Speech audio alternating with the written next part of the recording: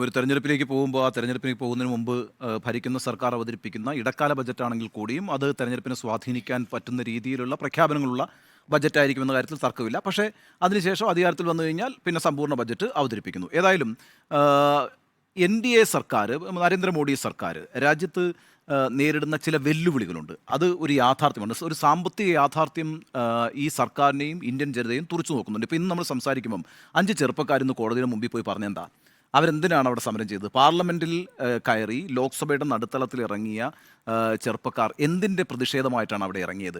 തൊഴിലില്ലായ്മ എന്ന പ്രശ്നമായിട്ടാണ് ഇറങ്ങിയത്. നോക്കൂ, തൊഴിലില്ലായ്മ എന്നൊരു വിഷയം ഉയർത്തിക്കൊണ്ടൊരു പാർലമെൻറ്റ് അറ്റാക്ക് നടക്കുക എന്ന് പറയുന്നത് ചരിത്ര സംഭവമാണ്.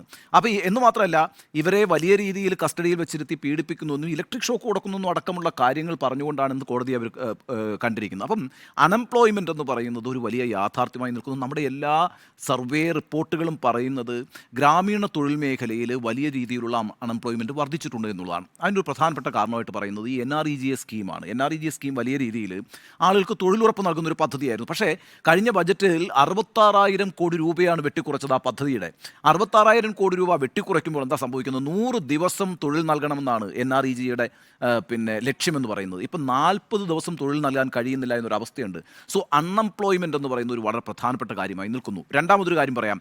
ഇന്ത്യയിൽ കഴിഞ്ഞ 10 വർഷത്തെ കണക്കെടുത്താൽ 1,44,000 കർഷകരാണ് ആത്മഹത്യ ചെയ്തിരിക്കുന്നത്. ഞാനിതിന് മുമ്പ് പറഞ്ഞിട്ടുണ്ട്. അതൊരു കൃത്യം, അത് ഈ ആരുടെ റിപ്പോർട്ടാണെന്നറിയോ? NCRBയുടെ റിപ്പോർട്ടാണ്. നാഷണൽ ക്രൈം റെക്കോർഡ്സ് ബ്യൂറോയുടെ റിപ്പോർട്ട് പ്രകാരം 1,00,000-ലേറെ കർഷകർ കഴിഞ്ഞ 9 വർഷം 14 മുതൽ 2023 വരെയുള്ള 9 വർഷം കൊണ്ട് ആത്മഹത്യ ചെയ്തിരിക്കുന്നു. അതിൻ്റെ കണക്കപ്പം ഒരു ദിവസം 30 കർഷകർ ആത്മഹത്യ ചെയ്യുന്നു എന്നുള്ളതാണ്.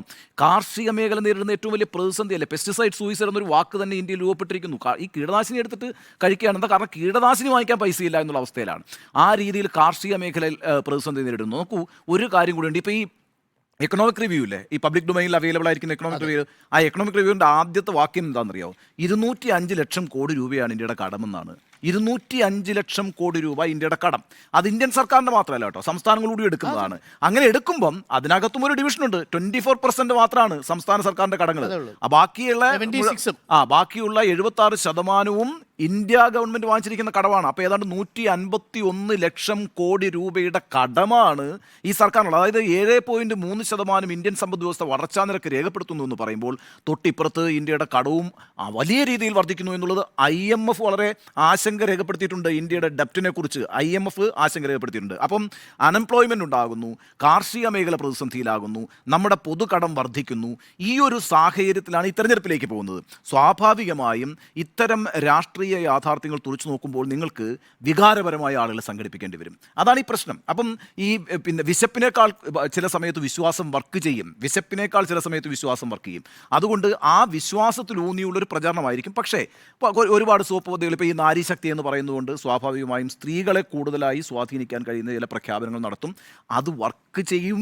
കാരണം വെച്ചാൽ ഈ മധ്യപ്രദേശിലും ഛത്തീസ്ഗഡിലും രാജസ്ഥാനിലും ഒക്കെ നമ്മൾ കണ്ടത് വലിയ രീതിയിൽ സ്ത്രീ വോട്ടർമാരെ സ്വാധീനിക്കാൻ കഴിയുന്ന മുദ്രാവാക്യങ്ങളും പദ്ധതികളും ഉയർത്തി എന്നുള്ളതാണ്. അതുകൊണ്ട് നാരീശക്തി എന്നുള്ള ആ ആസ്പെക്ടിനെ കേന്ദ്രീകരിച്ചുകൊണ്ടുള്ള ചില ബജറ്റ് പ്രഖ്യാപനങ്ങൾ ഭാരത് ഫലം കണ്ടിരുന്നു.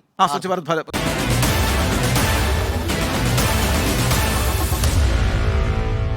Meet the editors.